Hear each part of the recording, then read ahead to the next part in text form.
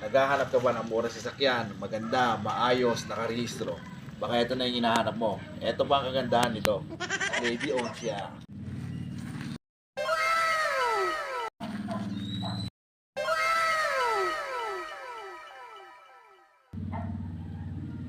.8 Toyota Corolla Altis G.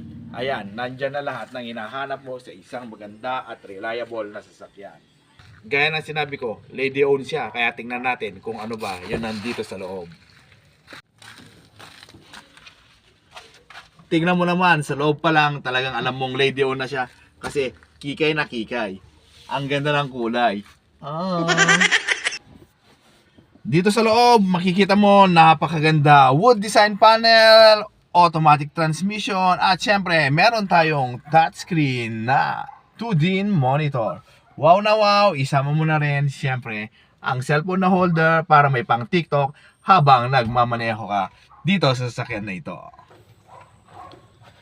Ngayon, kilatisin naman natin ang ganda nitong makina. Eto na yung sasakyan na masasabi mong lady owned, pero tignan mo naman yan, aba, lady owned na medyo may pagkaangas ang dating.